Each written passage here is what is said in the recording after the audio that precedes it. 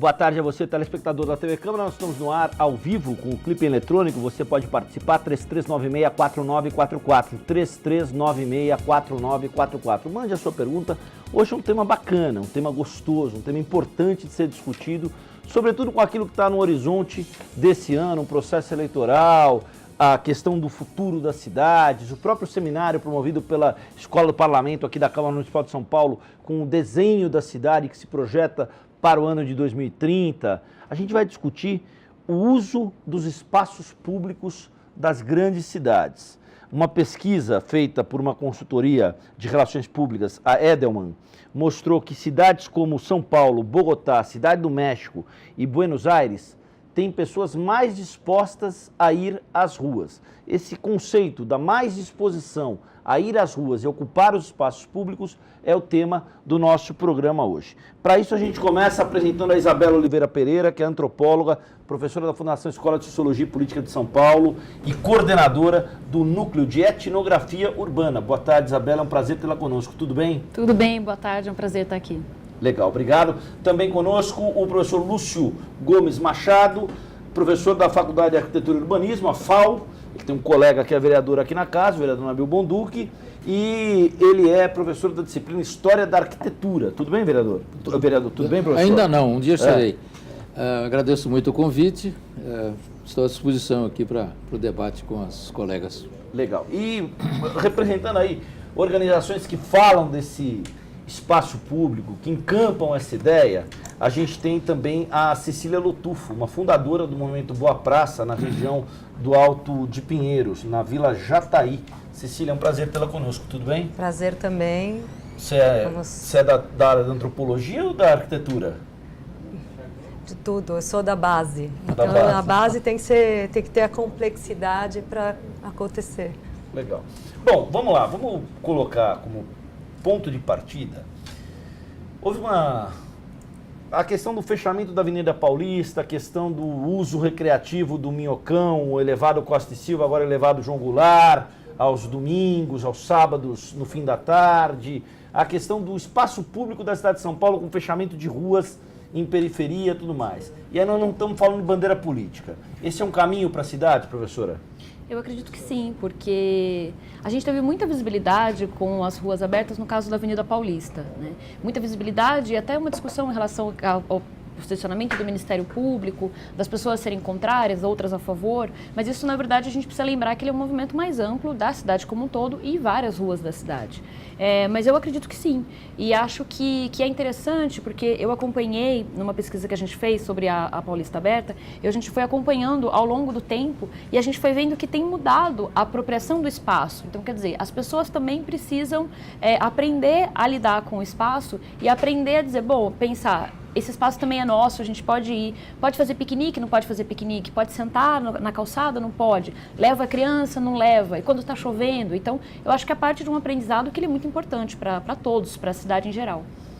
Professor Lúcio, um dos argumentos que vão na direção contrária disso do que a Isabela fundamentou é aquele de que a região da Avenida Paulista tem no seu seio 22 hospitais, e que é inadmissível fechar uma região que é uma via arterial da cidade de São Paulo, onde é que já se viu, etc. e tal. Qual é a sua leitura desse processo? Qual é a sua leitura dessa questão que envolve o espaço público em concreto como ambiente de convivência social? De fato, a ocupação da Paulista quase que é um quebra-galho da questão, que a rigor em São Paulo faltam parques, de um modo inacreditável. Você sabe que a ONU preconiza que o espaço seja de áreas verdes, parques, portanto, seja de algo em torno de 12 metros quadrados por habitante, né? E nós temos, em média, 3. Grande parte da cidade não tem nada. A Zona Leste é paupérrima em espaços públicos, né? Enquanto que na Zona Sul tem um pouco mais, chega quase às vezes a 12, dependendo da conta que se faz. Bom, então, há uma necessidade de lugar de convívio. Então, foi essa ideia de fazer o convívio na Paulista, ela vem a reboque de iniciativas que foram feitas em outras cidades, mas ela é parcial também, porque você não transforma uma avenida num parque, da mesma maneira como não transforma um Minhocão num parque, né, pelo fato só de dizer que tem gente andando não vira parque. O parque tem equipamentos e tem uma programação de atividades que vai incentivar a sociabilidade, né? E isso está fazendo falta.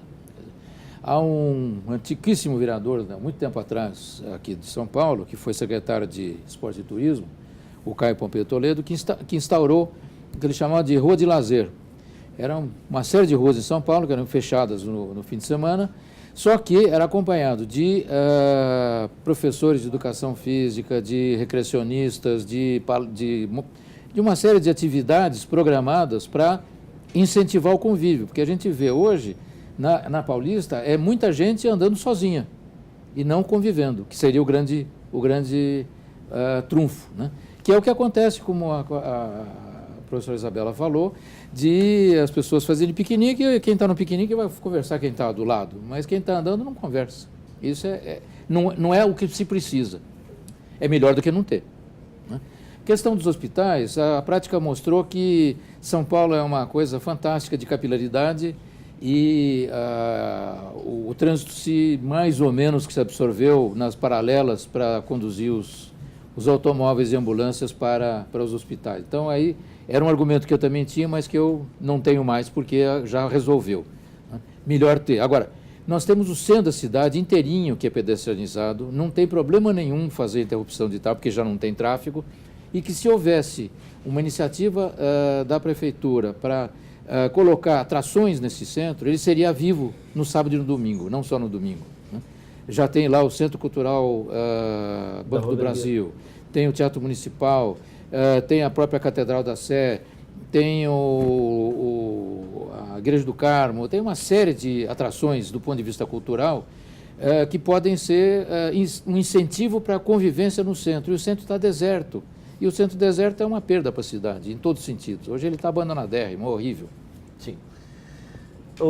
Cecília, no movimento Boa Praça, o que vocês têm feito e qual é a lógica desse movimento à luz desse processo que está pontuado aí pelos seus colegas que estão participando do programa? A lógica do movimento Boa Praça, ela parte exatamente da lógica que o professor Lúcio colocou, né? Que é a lógica do diálogo, né? A praça, ela pode ser linda, né? Uma boa praça pode ser muito bonita por fora, mas se ela não tem as boas praças, né, e não tem as pessoas dialogando e se conectando, ela não exerce sua função social, que é ser esse espaço por essência de encontro e de troca. Então isso é a base, né? Inclusive eu estou super de acordo com as colocações aqui, talvez o debate não aconteça tanto, né? Porque a gente está mesmo na mesma linha de pensamento, né? Da importância mesmo de colocar a cidade para se olhar de frente, para se encontrar. No caso do movimento Boa Praça, ele começou dentro de um olhar bem local, bem específico, né? Muitas pessoas falavam, nossa, mas vocês estão falando de um nadinha de São Paulo, o que significa isso para a cidade? E a gente sempre responde que se a gente faz um pequeno nadinha muito bem feito, né? Esse nadinha ele pode servir de exemplo para os outros nadinhas por aí, que no final das contas, né, a gente pode ter vários polos, né, desses, entre aspas, nadinhas, e que na verdade são tudo. É muito cômodo para quem não faz nada falar que o seu é um nadinha, né? Também tem isso, fazer né? um nadinha dá um trabalho, fazer um nadinha, dá um trabalho. Quem está no camarote falar que o trabalho do seu trabalho é um trabalho bacana, num bairro de classe média, num bairro que tem um núcleo de convivência que é um núcleo boêmio. E na verdade isso também é uma questão importante que você trouxe, né? Porque a gente está no Alto de Pinheiros e na verdade a gente está entre o Alto de Pinheiros e o Alto da Lapa, né? No fundo a gente está com uma relação de território teoricamente de elite. Eu digo teoricamente porque lá ainda tem muitos polos de pessoas mais antigas, com uma renda menor, né? Tem até uns pequenos cortiços, uma pequena favelinha. E a gente entende esses polos como preciosidades locais, né? Por quê? Porque a base do diálogo, ela está na diversidade, né, em todos os seus aspectos. Então, quando você tem a possibilidade de encontro, né, você precisa fortalecer também os ativos, né? Então, por exemplo, eu sou uma comerciante local, né? É muito bom que eu possa ter funcionários que morem no bairro. Isso gera uma qualidade, né? Mas na praça lá do Pôr do Sol, por exemplo, vai muita gente que não é do bairro. Vai muita gente passear lá, porque é um lugar tão bonito que atrai gente de várias regiões. Como na Avenida Paulista. O senhor ia lá namorar, professor? De vez em quando, assim, ver corrida de submarino, né? Quem nunca passou pela Praça Pôr do Sol, seja lá por um luau, por uma coisa que virou um espaço glamourizado na cidade de São Paulo, até pela visão que se tem de lá. A real é que a Praça do Pôr do Sol, ela virou um ponto turístico. Inclusive, ela passou a ser um parque agora, né? Ela não é mais uma praça. O que é complicado, de um lado, porque existe uma questão de governança local muito forte. Né? Então, o morador do entorno da Praça do Pôr do Sol, ele está assustado. Mas é o problema exatamente de a gente ter pouco espaço. Então, qualquer espaço pequeno que seja, ele é superutilizado. Né? Então, Ibirapuera está superutilizado, a própria Avenida Paulista já está superutilizada. Tudo que tem em São Paulo acontece na Avenida Paulista. O que está acontecendo? Há uma imigração de pessoas que têm escritório na Avenida Paulista porque não aguentam mais, não conseguem trabalhar ou não conseguem ter acesso ao seu imóvel. Então, isso está havendo já um início de depreciação do valor econômico da região. Da mesma maneira como houve, o centro da cidade foi depreciado, porque por uma série de razões de planejamento, havia uma necessidade de trânsito entre a cidade, porque os ônibus chegavam ao entorno do anel viário, as pessoas precisavam atravessar, isso gerou 2 milhões, 3 milhões de pessoas que cruzavam a cidade, era um mercado fantástico, virou uma feira persa, todo mundo fugiu do centro. Então, o grande perigo da Avenida Paulista é acontecer a mesma coisa, ela virar um bagaço urbano. Professora, veja só que interessante essa discussão que a gente está testemunhando aqui, porque a gente tem esse prisma que as coisas em São Paulo acontecem, e isso é uma coisa que a própria mídia gosta de enaltecer, por força de alguns fatores também. Nós estamos, de fato, na maior cidade do Hemisfério Sul, é a maior cidade do Hemisfério Sul do planeta, por conseguinte, também uma cidade que tem uma população maior do que a população inteira de Portugal, do que a população inteira da Suíça, do que a população inteira da Suécia. Né? Se a gente pegar, por exemplo, a Grande São Paulo, mais Campinas e mais Campinas, a gente tem uma população equivalente à da Austrália, o que é completamente surreal. A discussão de São Paulo não deveria ser uma discussão que estaria centrada num outro patamar, em olhar a cidade com essa dimensão heterogênea que muitas vezes as pessoas não conseguem ter essa percepção, professora? Eu acredito que sim, até porque a gente tem, nas falas, a gente comenta, e quando a gente fala da cidade de São Paulo, a gente pensa no centro expandido. Então, a gente está pensando no centro, mais antigo, na Paulista. Então, são exemplos de lugares que têm muita visibilidade. Você até citou a questão da mídia, né? A gente tem na Avenida Paulista hoje uma série de protestos, né? E esses protestos, a gente pode até ficar com a impressão de que eles só acontecem na Avenida Paulista. Sim, é mais na Avenida Paulista, mas eles acontecem em outros lugares da cidade. Só que acontece que quando a gente tem um protesto na periferia de São Paulo, a mídia não está lá para cobrir. Então, a gente tem uma questão na cidade, uma distribuição, uma geopolítica, que é uma questão do que é visível e do que não é visível. Né? Então, se a gente fecha a Avenida Paulista aos domingos, isso é uma discussão complicada. Pode fechar, não pode, tem hospitais, etc. Tem ruas, ou até, enfim, espaços enormes na cidade, que se eles fecharem, não faz diferença para a opinião pública ou para essa questão da visibilidade da mídia. Só que, por outro lado, existem pessoas que estão morando lá, você tem dinâmicas próprias. Então, existe uma discussão que é a gente pensar a geopolítica da cidade, e aí não é só o espaço físico em si, de pensar, bom, é centro, é periferia. Não, é pensar, existem lugares em que, por conta do poder econômico, por conta de uma série de questões, eles ganham mais visibilidade social, eles são mais importantes, e espaços em que eles ficam esquecidos. Né? Esquecidos de maneira geral, esquecidos pelos especialistas, pelo poder público, pela mídia, e esses espaços vão ficando invisíveis e ficam com uma espécie de cidade que está à margem do que está sendo decidido na cidade de fato.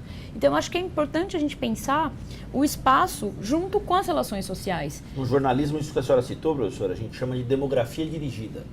Se uma morte em Parelheiros ou no Capão Redondo é uma estatística. Uma morte no cruzamento dos jardins é uma notícia. Exato. A gente viu, por exemplo, a questão hoje das pessoas que estão em situação de rua, né? Sim. Então a gente teve visibilidade, porque teve uma pessoa em situação de rua que faleceu na Avenida Paulista, e aí a sensação que a gente fica como opinião pública é: nossa, isso não pode acontecer, isso é inadmissível, o que a gente vai fazer? Nossa, vamos abrir um debate. E a quantidade de pessoas que morrem, como você falou, que não viram notícia, que elas são só estatística, né? Por uma série de razões. Então, eu acho que é importante a gente pensar que existe uma divisão do espaço, mas também uma divisão daquilo que a gente acha que é importante e vidas que importam mais e vidas que importam menos na cidade. E essa dimensão, apesar de a gente estar na TV Câmara, ela, a rigor, não é municipal, ela deve ser metropolitana, né? Sim. E há também uma desigualdade enorme de espaços de convívio na região metropolitana. Há cidades que não só têm área urbanizada sem nenhuma praça, e há cidades que são praticamente um jardim, em razão da pouca renda ou de questões peculiares, né? E São Paulo tem um ganho, a região metropolitana, de que ela está cercada por matas, né, para a preservação da fonte de água. E isso não há um uso racionalizado dessa questão, um uso controlado, planejado desse bem. Há também nessa questão da mídia, a gente está falando de Ibirapuera, etc., a gente tem o Parque do Carmo, que é fantástico, tem o Centro do Trabalhador, lá na Zona Leste, que são pouquíssimo falados, né? E acabam sendo menos frequentados do que algum lugar em que tenha uma promoção maior. Então, a questão é que o investimento em parques é uma coisa que fica sempre em segundo plano, terceiro, 10º plano, talvez. Mas ele é importante, né? E a gente tem que batalhar para que isso aconteça. Cecília, olha só, a Mariana Barros, ela é colunista da revista Veja. Ela tem um blog chamado Cidades Sem Fronteiras. Ela fez uma entrevista recente, no dia 27/6 agora, há menos de 15 dias, portanto, com o Rodolfo Araújo, diretor de pesquisa da Edelman. Ele disse o seguinte: na Cidade do México, por exemplo, há uma particular revitalização dos barrios. Cada área da metrópole tem uma espécie de identidade particular que se valoriza por meio da gastronomia, da arquitetura, da cultura, onde contrastam ali o tradicional e o novo. Esse movimento estimula o turismo interno com maior procura por museus, hotéis, restaurantes. Em Bogotá, em decorrência do contexto nacional, a paz é extremamente relevante, enquanto em Buenos Aires assistimos a uma onda empreendedora, com espaço de coworking aos montes, além de ser uma capital que se consolida como turística e receptiva aos visitantes, sem perder o seu intenso fervor político. A cidade de São Paulo, na análise do Rodolfo Araújo, a cidade de São Paulo, ela, por causa de sua enorme escala, vive essa reapropriação sobre quase todos os aspectos. Somos uma espécie de antena da região para o mundo, e o mais interessante é perceber a nossa conexão com os nossos pares latinos, mesmo quando muitas vezes essas conexões nos pareçam distantes. Eu queria que você falasse sobre isso com base na tua realidade. Bom, essa questão das conexões latinas, enfim, né, a gente também aqui permeia uma outra questão de conexão, que é a questão da luta de classes. Porque existe uma questão de classe, existe uma diferenciação na forma como você conduz essa relação, né? Eu estou dando um exemplo, mas a gente pode pegar em outros aspectos também. Se você olha uma pessoa que nasceu na periferia e você nasceu num centro urbano, mas, né, de uma condição um pouco mais elevada, você pode olhar essa pessoa não como uma condição étnica ou uma condição de cultura, mas uma condição de pobreza, né? E isso interfere totalmente, né? Eu queria também falar sobre a questão que ele estava trazendo, que é a importância do investimento em parques, né? Que eu estou super de acordo, né? Inclusive, acho que a gente tem que investir mesmo. Só que eu acredito, aí trazendo o que você trouxe também, dessa visão das múltiplas centralidades urbanas, da importância disso, né? Como fazer isso de uma forma que isso seja feita de forma horizontal. Porque que acontece?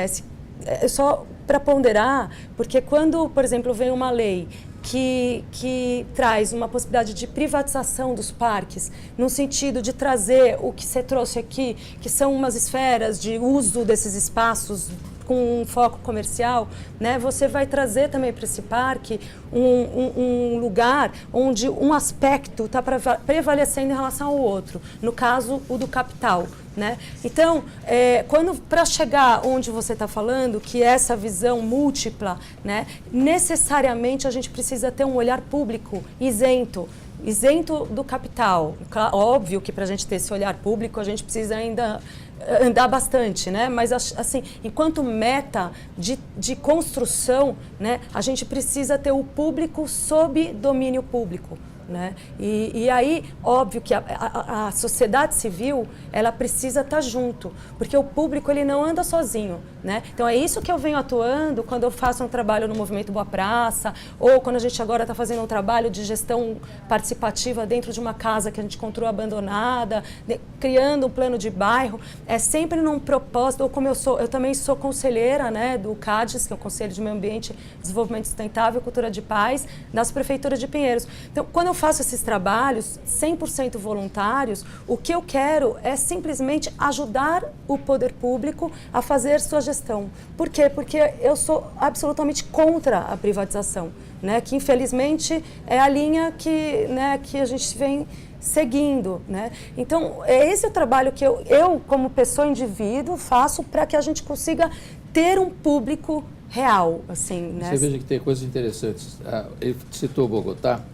Bogotá tem um plano, uma dimensão de cidade muito menor, né?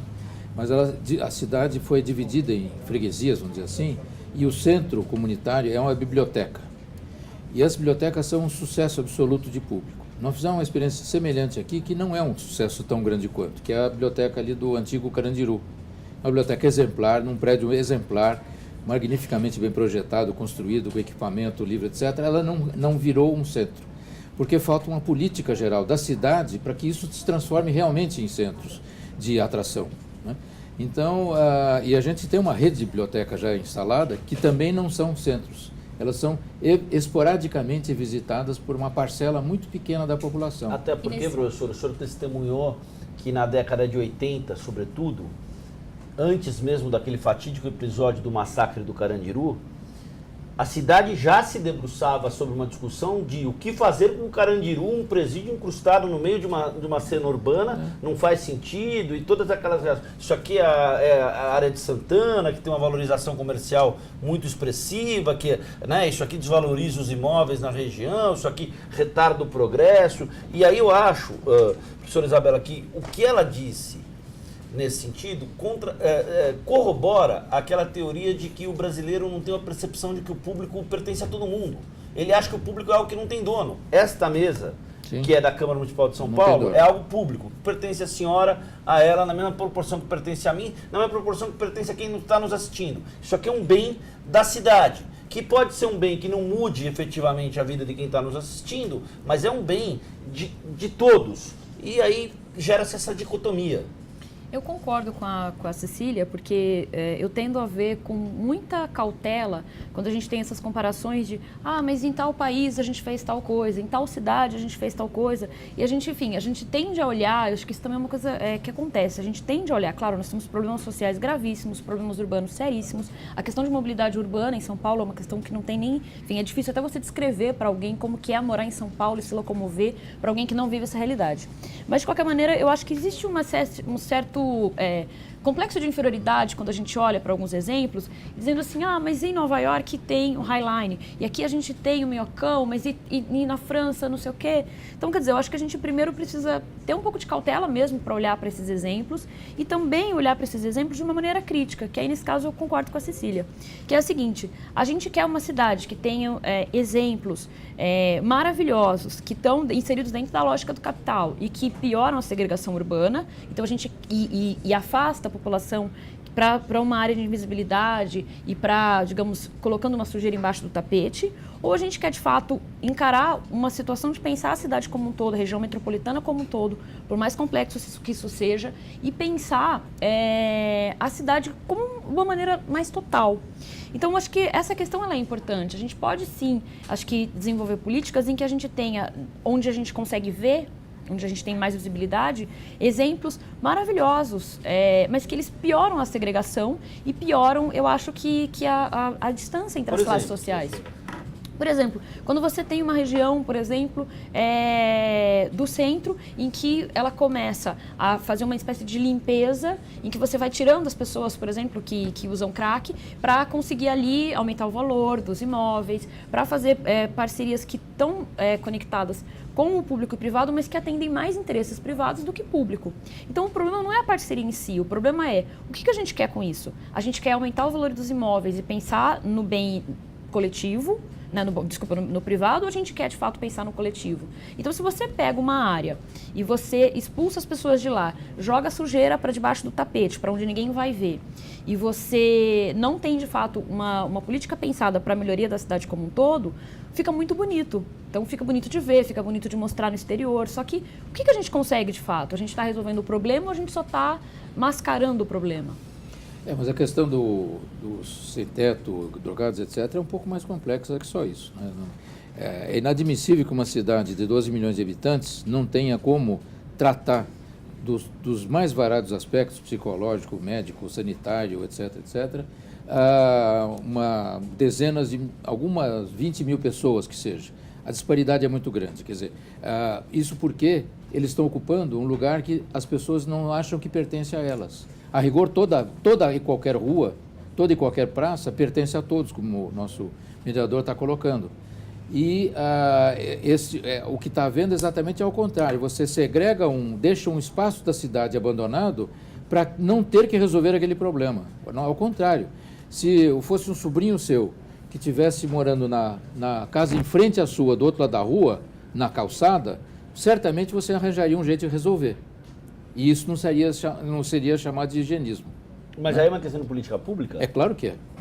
Só? Por si só? Fundamentalmente não. É uma questão de cada cidadão achar que isso é importante, que, por sua vez, faça com que seus representantes o represente, que faça, num terceiro nível, que isso seja colocado como prioridade do município. Sim, professor, no ano passado, a gente teve um projeto, que eu não sei se vocês acompanharam, chamado Câmara no Seu Bairro. A Câmara Municipal de São Paulo promoveu sessões de fato, nas áreas das 32 subprefeituras da cidade de São Paulo. São 32 prefeituras, a gente tem IDH baixíssimo em Parelheiros, IDH elevadíssimo na Vila Mariana, por exemplo, e foram promovidas pela direção da casa, por força da atuação do presidente Antônio Donato, de outros vereadores, foram promovidas sessões nas áreas das 32 subprefeituras da cidade de São Paulo. E aí emergem algumas coisas que eu queria que vocês discutissem aqui. Qual é a cidade de São Paulo que está discutindo a apropriação de espaços públicos? É a de Guaianazes ou a do Alto do Tatuapé? É a de Perus ou a do Alto de Pinheiros? É a de Parelheiros ou a da Vila Mariana? É a da Vila Galvão ou do Alto do Tucuruvi? Quão heterogênea é uma cidade que se vê em meio de tanta complexidade e que não consegue ter uma articulação capaz de fazer com que o jovem da periferia, quando vai para o Ibirapuera, não seja alvo de preconceito? Queria ouvir vocês sobre isso. Tem duas questões, né? Uma, na real, é o que o professor Lúcio estava trazendo, que é justamente você entender que o seu papel aqui diz respeito a lá também. Não adianta, no fundo, quando você fala assim, a gente vai esconder o problema, mas vai esconder, mas ele vai estar lá. E, na verdade, quando ele volta mais carregado. Mais carregado, né?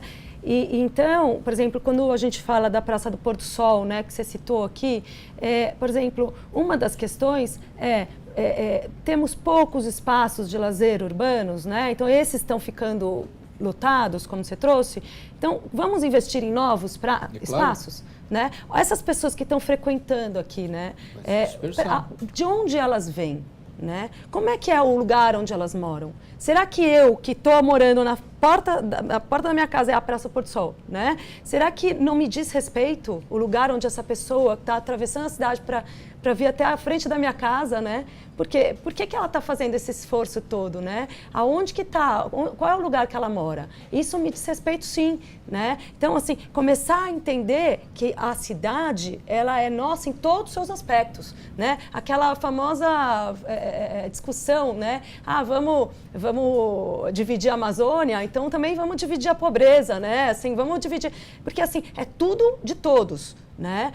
Ao mesmo tempo, por exemplo, teve a manifestação contra o Temer lá no Alto de Pinheiros, né? Eu participo de um grupo do Alto de Pinheiros, lá no grupo no Facebook, né? Assim, os comentários eram terríveis, assim, gente, bala de borracha é pouco, sabe? Esses caras têm que sair daqui a chute, sabe assim, uma coisa... Os moradores, que sempre se colocavam de forma civilizada, eu participo desse grupo há quanto tempo? De repente começa a surgir umas pérolas que eu falo... Nossa, esse cara é meu vizinho. Então, mas será que não é uma questão de... Será que elas são pérolas ou será que elas são, efetivamente, as pessoas mostrando os valores que elas têm no momento em que algo a incomoda no quintal da sua casa?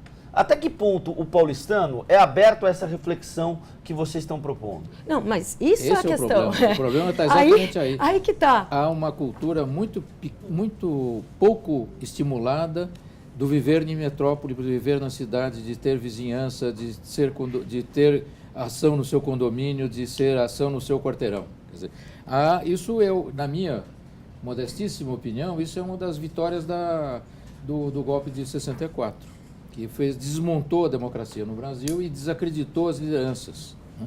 Estudantis, operárias, políticas, etc. Fez um buraco na nossa vida política que está sendo muito difícil de reconstruir. Então, hoje há uma descrença enorme na representação parlamentar, há uma descrença enorme no Poder Executivo, seja qualquer que seja. Qualquer instância. Qualquer instância, né? Então, acredita-se que funciona o Corpo de Bombeiros, ponto, acabou, mais nada, né? Nem o Correio mais funciona, nada. Então, isso é o grande problema nosso hoje. E isso está inserido nessa questão urbana, né? Eu vou dar um exemplo muito pequenininho. Eu coordenei o plano da regional da Lapa, quando 2000 e qualquer coisa. E é uma subprefeitura muito diferenciada, porque ela tem gente de altíssima renda, Pacaembu, Perdizes, e gente de baixíssima renda no Jaguara, por exemplo, né? E as nuances sucessivas. Quando convocadas as reuniões para discussão do plano, o pessoal de Jaguara sabia absolutamente o que eles queriam. Falta escola, falta isso, falta pronto-socorro isso, tem um buraco no lugar tal, tem córrego, tudo certinho. O pessoal da zona mais rica sabia tudo que não queria. Eu não quero escola, eu não quero pronto-socorro, eu não quero creche, eu não quero hospital. Como? Não, porque senão vai ter invasão do meu pedaço. Assim, tudo bem, mas a senhora tem uma empregada na sua casa que tem uma filha, precisa ter creche. Ah, não, ela deixa na casa dela, perto da casa dela. Então, quer dizer, ela tem que acordar às 5 horas da manhã, mas aí que tá. Atravessar a cidade para chegar às 7 horas para dar café para a senhora e voltar às 7 horas para pegar a menina na escola. Quer dizer, as pessoas não se conscientizam que os problemas são um pouquinho maiores do que o nariz, né? Não, e tem uma questão que eu acho que é assim, Wagner, quando você pergunta quem está discutindo, né? Aí, nesse caso, eu concordo, que a gente pensa a questão urbana como se ela estivesse desconectada da realidade social como um todo. E ela não está. Então, por exemplo, hoje, esse debate está sendo muito feito nas universidades, né? Está sendo feito na arquitetura, está sendo feito no urbanismo, está sendo feito na história, nas ciências sociais, na geografia, na filosofia. Então, a gente tem uma discussão que é pensar essa questão do espaço e outras questões que a gente tem discutido aqui dentro das universidades. Uma coisa que a gente também pode perguntar é quem no Brasil hoje tem acesso a uma universidade de qualidade? Então, quer dizer, a gente tem disparidades que elas estão para além da questão do espaço urbano em si. O espaço urbano, ele revela uma delas. Então, ele revela a nossa história, ele revela o fato de que a gente tem uma mentalidade que, apesar de ser do passado, tem uma mentalidade de que certas famílias detinham escravos, elas tinham uma pessoa, um ser humano como um objeto. A gente tem ainda dentro da nossa mentalidade essa perspectiva de que talvez a intervenção militar na Avenida Paulista a gente tem grupos que estão pedindo intervenção militar. Sim. Intervenção militar seria a solução, a única solução. Tem grupos mais surreais ainda que defendem intervenção militar constitucional. Sim, eles estão pedindo... exatamente. Esses é para ir para o Guinness, né? Sim, e dentro do espaço público de um espaço democrático. Sim. Então, enfim, tem uma série de contradições aí. E isso revela, na verdade, que a questão é a seguinte, o espaço ele mostra, né? O espaço, quando a gente olha para a cidade, a gente revela a situação como um todo, mas ela é muito mais complexa, né? Ela é a ponta do iceberg para a gente pensar, inclusive, a questão da educação. Então, a gente tem que pensar a questão da educação, a gente tem que pensar a questão dos salários, a gente tem que pensar a questão de diferença de salários e até de maneira de ver na cidade entre homens e mulheres. Então, você tem centro-periferia. Então, a cidade, ela revela algo que ele é muito mais complexo, ela não está pairando no ar. Tem mais um problema, é que na nossa escala, em nenhum lugar foi visto isso. Não há exemplo a ser seguido, a gente tem que criar a nossa solução. Quer dizer, uma metrópole de 20 milhões de habitantes tem quase parecido o México, que também tem problemas complicadíssimos, né? Hoje existem cidades gigantescas na China, de 20, 30 milhões, mas é completamente diferente o problema. Então, a nossa urbanização é um fenômeno nosso que nós temos que resolver entre nós. Não dá para importar soluções. E se o Trump for eleito, o México corre o risco de ficar com um pouco mais de 20 milhões lá na cidade de México, porque ele promete encher os aviões e jogar do outro lado da fronteira, né? Quer dizer, você está tendo... Aquele mesmo... Eu lembro de uma coisa muito interessante sobre essa questão das cidades. O Jean-Marie Le Pen, na França, líder da extremíssima direita, disse certa vez o seguinte: pior do que o terrorismo é a imigração. Vocês devem lembrar dessa frase dele, que ficou célebre. Só que aí ele não contava uma coisa. O cara que levou a seleção da França ao título mais importante da história do futebol da França era um imigrante argelino, o Zidane, que gerou um outro debate tangencial a respeito disso tudo. Então, o problema está posto. O problema que vocês colocam aqui está muito claro. Esse é um problema que nós conseguimos resolver. Em São Paulo é uma cidade que tem 80 nacionalidades ou mais, e a gente tem uma capacidade no Brasil de absorção da imigração que nenhum outro país conseguiu, né? Mesmo nos Estados Unidos, as pessoas se chamam grego-americanas, afro-americanas, cubano-americanas, elas não são nunca americanas. Na primeira geração, o pessoal já se acha brasileiro aqui. Isso é um valor fantástico que nós conseguimos no Brasil. Esse problema, felizmente, nós estamos menos problema. Há racismo? Há problemas éticos entre brasileiros, entre índio, mulato, pardo, que é uma palavra que eu não gosto, mas ele está mais fácil de ser resolvido entre nós, né?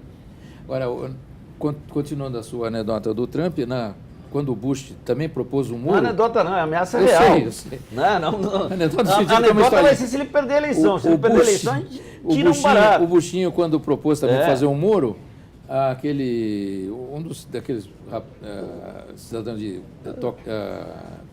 programas de conversa americano falou: olha, cuidado, hein? Primeiro precisa fazer um muro para depois expulsar, porque senão não tem quem faça o muro, né? E essa é a grande verdade, né? Quer dizer, os países dependem da imigração.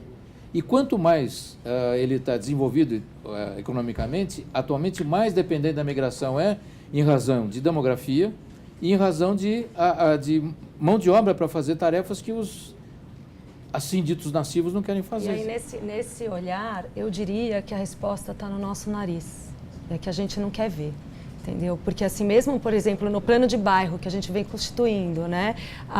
Tem uma moradora que a gente tem uma área do Alto de Pinheiros que a gente identificou que poderia ser uma ZEIS, que é Zona Especial de Interesse Social, né? Por quê? Porque já é uma área mais carente e que precisa de um cuidado, né? Inclusive é uma área de nascentes, então ainda poderia usar para revitalizar esses espaços. Mas aí uma moradora disse assim, não, eu não quero morar perto de pobre, né? Ela falou, bom, tá bom, né? Você está no seu direito, está se manifestando, mas a gente está aqui numa democracia, vamos discutir juntos como é que vai. Aí uma outra pessoa perguntou para ela, mas espera aí, deixa eu te fazer uma pergunta. Você tem 3 filhos, né? A sua babá, ela mora muito longe? Ela mora. E ela? Você gostaria que ela morasse perto da sua casa? Ela, sim. Nossa, seria mão na roda ter minha babá do lado para cuidar dos meus filhos. Tal. E se fosse um eletricista, um pedreiro, um pintor, um serviço geral, assim? Não, esse também. Não, esse preciso muito, né? Aí uma senhora que nasceu no bairro, já está há 100 anos aqui, sabe? Já tem toda a história. Não, ela também. Direito dela. Né? Não, tal. Então, bom, então, eu acho que a gente está falando da mesma coisa. Claro, é né? sempre o medo do desconhecido. Sim, eu acho que, no fundo, quando a gente se coloca para conversar de verdade, sabe? Ela fala, não, nesses termos eu concordo. Eu falei assim, não, mas os termos são esses mesmos. Entendeu? Porque quem vai estar aqui vai trabalhar no bairro, sabe? Ou nasceu no bairro, ou... Enfim, no fundo, esses são os termos. Então, vamos falar sobre a mesma coisa? Né? Aí, nessa hora, foi bacana, porque ela assinou embaixo da proposta. Então, é isso que a gente tem que começar a colocar a coisa mesmo para olhar fantásticos. De frente. Se a gente olhar no começo do século, tinha bonde só para operário. Alguém propôs isso hoje? Vai propor isso? Não vai.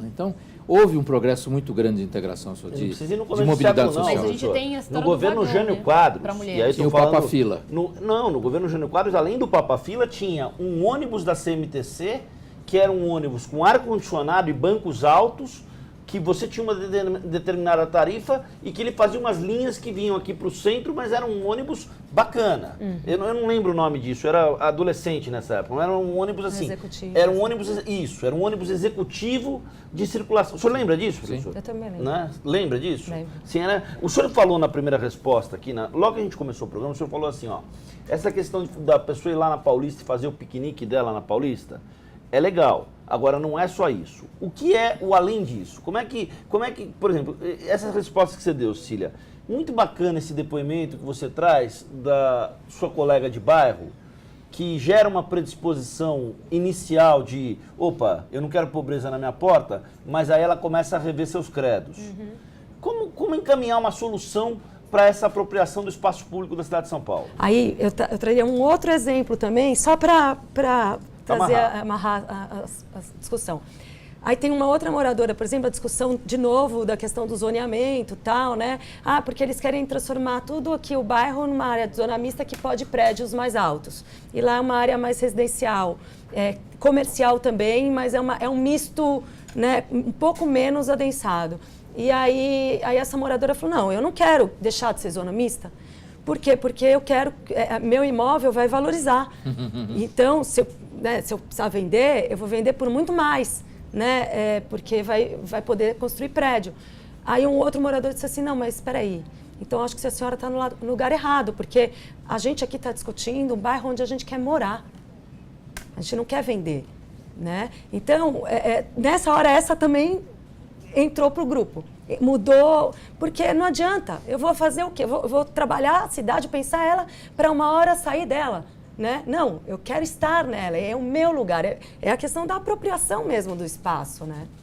Eu acrescentaria, eu acho que a gente concorda com o professor, a gente teve uma série de avanços, né, de pensar um bonde só para os trabalhadores, mas a gente tem hoje uma discussão que é pensar, por exemplo, o transporte público, um vagão só para mulheres. A gente tem esse debate para pensar a questão do assédio. Então, quer dizer, a gente não está plenamente posto à possibilidade da gente conviver de maneira... A senhora é simpática como mulher a essa iniciativa? Não, eu acho que a gente precisa fazer com que as pessoas, enfim... Respeito exatamente, exato. Então, respeito a gente precisa... é bom e eu gosto, né? Exato, porque senão, enfim, a gente não tem que segregar, né? Então, eu acho que essa é uma questão e, enfim, eu acho que tudo passa pela questão da educação, né? Que é a seguinte, a gente precisa entender que, vivendo na cidade de São Paulo, que é uma cidade, enfim, comparado com outras cidades, é uma cidade que é chamada, né? A gente tem essa ideia de pensar o estado de São Paulo como a locomotiva do país, etc. e tal, o nosso complexo bandeirante. Aliás, isso é de uma aristocracia ímpar. Sim, é o nosso complexo bandeirante. Sim, é o nosso exatamente. complexo de bandeirantes, né? Que matou, enfim, a população indígena, escravizou e que, né, se acha superior em relação às outras regiões do país. Mas, de qualquer forma, eu acho que a gente precisa, o nosso desafio, acho que talvez hoje, do ponto de vista da educação, da formação das pessoas, tentar entender que o que a gente chama de perder alguma coisa, na verdade, são privilégios, né? A gente tem privilégios, né, na cidade de São Paulo e que viver numa democracia e de uma cidade que seja um pouco mais justa é perder esse privilégio, sim, para que o outro tenha um pouco mais de direito. Então, muitas vezes a gente está pensando, a dificuldade é essa, de você entender que eu preciso abrir mão do meu privilégio, porque a minha família sempre teve acesso, porque a cidade sempre foi feita para mim. A minha vida será pior se a sua for Sim, melhor. só que assim, você tem que... Democracia é isso, então a gente precisa se conformar com o fato de que existem direitos mínimos, a gente tem um desrespeito de direitos humanos enorme na cidade de São Paulo e no Brasil como um todo, e a gente precisa pensar como é que essas pessoas vão ter, enfim, igualdade, um pouco mais de direitos, isso significa perda de privilégios. Vamos virar um pouquinho o que você está falando de um outro jeito também positivo. Na abertura da Avenida Paulista, quem frequenta, se a gente dá uma olhada assim, muito superficial, não sou sociólogo, você é antropólogo, mas a gente percebe que é gente que há 3 anos atrás nunca iria a uma praça. Sim. E, no entanto, de repente, começou a usar um espaço público. Sim, isso mesmo. Então, esse pessoal, exatamente até por ser elite, vai contribuir para que os espaços públicos sejam melhores. Concordo. Até então, era muito comum, se for no Ibirapuera, que ainda é basicamente frequentado por classe mais baixa, né? E até por uma série de razões de crise, etc., ele está gradativamente sendo frequentado por uma classe mais rica. O Ibirapuera? Também. Né? E cada vez que você tem uma exposição diferente, a Bienal, Feira da Moda, alguma coisa do MAN, Museu Afro, etc., muda o espectro de frequentadores. E isso contribui também para que haja uma tensão nessa elite que, em princípio, é contra, para que seja a favor. Das questões que eu sou favorável à questão da abertura, eu acho que da Paulista não é só isso, acho que é muito mais complexo, a gente sim precisa de parque, só que a gente entrevistou pessoas que nunca tinham ocupado espaço público. E isso é importante, porque a pessoa não sabia que ela podia sentar e fazer um piquenique, sabe? Então isso é importante. E, apesar da gente ter algumas aberrações, como a gente teve em manifestações a favor do impeachment, de fechar a Avenida Paulista numa espécie de área VIP, enfim, de grupos fecharem como se fosse um camarote, né? Que é uma outra lógica. A gente tem a lógica Bandeirantes, mas a gente também tem a lógica do camarote aqui no Brasil, né? E fechar e dizer assim, bom, aqui só entra os eleitos, né? Quem, né? Exatamente. Então, assim, ainda que a gente tenha um desafio que é pensar que tipo de apropriação ela vai ser feita, eu acho que de qualquer maneira, a gente tem um avanço, sim, de fato, da apropriação de espaço público e gente que não sabia que podia usar o espaço público. A cidade existe.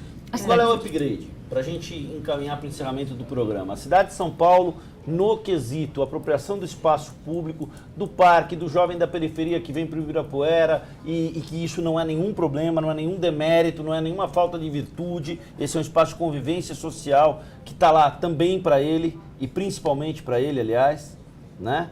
Qual é o upgrade nesse sentido? Como é que a gente cresce do ponto de vista da cidade, do olhar sobre a cidade? Eu acho que a gente parar de fazer, pensar sempre o outro, achando que a gente sabe sobre o outro. Então, o que a gente tem? A gente tem um histórico longo no Brasil de políticas públicas que são para atender o outro, só que a gente, na verdade, não foi lá e perguntou se aquelas pessoas queriam isso, né?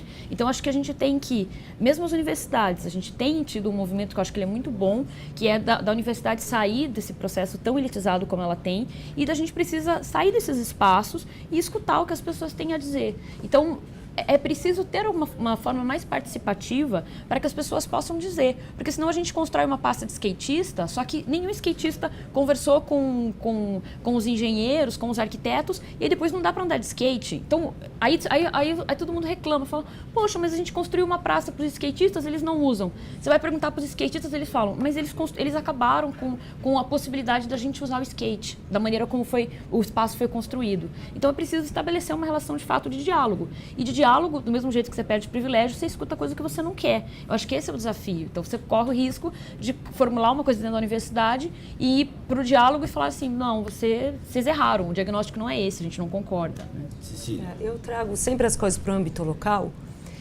porque eu acredito que no âmbito local você tem uma condição de um diálogo mais profundo, né? Até um diálogo que vai além da participação, mas ela vai na busca da integração de fato das ideias, numa convergência, né? A gente fala que a gente vai além do consenso, né? Porque o consenso ele pressupõe o abrir mão, né? Então você sabe que quando você se conectar com o outro, você pode perder um privilégio em relação ao privilégio do outro, que é o que você estava trazendo. A convergência, ela vai um pouco mais além, né? Porque ela justamente traz uma visão de que é o ganha-ganha. entendeu? Chegamos no mesmo ponto e vamos buscar a mesma coisa, mas a gente só vai conseguir isso, obviamente, com o diálogo, né? Mas então eu chamo de integração essa possibilidade real de convergir ao mesmo ponto, né? E num âmbito local, quando se tem uma diversidade em todos os seus âmbitos, né, é possível que se tenha o exercício desse processo de convergência, porque a gente só vai chegar em algum lugar quando a gente começar a praticar, a exercitar este processo, né? Porque é vivenciar dentro do nosso coração, dentro do nosso âmago, do nosso ser, né? Aí sim é que a coisa vem à tona. Enquanto isso, a gente está aqui só discutindo, né? Só mapeando a possibilidade, né? Mapeando a gente tem vários mapeamentos. Dados, a gente tem dados de tudo quanto é lugar, né? O que a gente tem que fazer mesmo é colocar tudo isso numa plataforma única e que a gente consiga, a partir disso tudo, olhar e falar assim, não, é por aqui, por aqui, por aqui. E colocando essas práticas, entendeu? Sim. Estimulando esses processos locais. Professor Lúcio. Eu acho que, voltando ao começo, eu acho que falta exatamente a parte ativa do poder público em equipar, proporcionar oportunidades, colocar animadores, para que essa apropriação não seja uma apropriação que às vezes torna-se às vezes até selvagem, né? Então, as iniciativas que tem de grupos musicais na Paulista, por exemplo, são tipicamente um caso que precisa ser estimulado e organizado, porque todo mundo gosta, faz o que haja uma interação entre as pessoas. É isso que está faltando. Legal. Bom, vamos fechar o programa. Eu queria primeiro agradecer muito a Isabela Oliveira Pereira, antropóloga, professora da Fundação Escola de Sociologia e Política de São Paulo, Fundação Escola de Sociologia e Política de São Paulo, coordenadora do Núcleo de Etnografia Urbana. Obrigado pelo bate-papo. Estamos à disposição aqui na TV Câmara. Queria que você deixasse sua mensagem final e seus contatos. Meu contato é oliveira.isabela, com S, um L só, @gmail.com. Eu acho que iniciativas como essa são estimulantes, porque a gente sai daqui com uma cabeça diferente do que a gente entrou, pelo debate, diferentes perspectivas, e eu acho que isso é importante para que a gente vá pensando mesmo a construção dessa cidade. Vou fazer só uma propaganda, que no nosso núcleo de etnografia urbana a gente acabou fazendo, enfim, uma das nossas pesquisadoras fez um documentário sobre a Paulista Aberta, então tá no YouTube, se chama Paulista Aberta, que eu Viane Lima, e enfim, e a gente tem produzido materiais audiovisuais e uma série de materiais sobre as nossas pesquisas que envolvem a Avenida Paulista, mas não só, que envolve a cidade como um todo. E ela está sumariamente convidada a participar da programação da TV Câmara e a gente exibiu o documentário dela, caso seja do interesse dela. Está sumariamente convidada, leve esse convite, por favor, professora Isabela, estamos à disposição. Professor Lúcio, obrigado pelo bate-papo, o senhor que é da FAO, valeu. Valeu. E qual é o contato, meu querido? Meu contato é lgmachado@gmaa.com.br, é o e-mail do meu escritório. Teria o maior prazer de corresponder com quem quer que seja, e é preciso essa animação. Já que ela fez uma propaganda, eu vou fazer a minha. Claro. É de convocar as pessoas a participar do movimento Desmonte Minhocão, que eu sou um dos participantes entusiastas. O senhor é a favor de... Desmonte, não demolição, desmonte, porque ele vai dar lucro para a prefeitura. Desmontar com critério. Com critério. Legal. Cecília, muito bacana. Boa sorte para você no Movimento Boa Praça. O espaço aqui na TV Câmara está à disposição de você também, no movimento que você representa. Queria ter você por perto aí, no que tiver a nosso alcance. Obrigado pelo bate-papo. Queria seu contato. Meu contato é clotufo@uol.com.br. Legal. Podem entrar em contato. Eu acho que a gente está mesmo num momento de reconstrução da nossa cidade, né? E a dica que eu daria, assim, comece pela sua casa e pelo seu entorno, pela sua calçada, pelo seu vizinho. Comece por um lugar que parece pequeno e parece pouco, mas não é, né? Então comece fazendo, comece estruturando a partir disso, que com certeza muitas novas experiências e conexões você vai ter na sua vida. Legal. Obrigado, Cecília. Obrigado a você que nos acompanhou pela TV Câmara de São Paulo. Você fica agora com o Espaço Livre, às 6h30, a segunda edição do Jornal da Câmara. TV Câmara de São Paulo, informação para a cidadania. Boa tarde.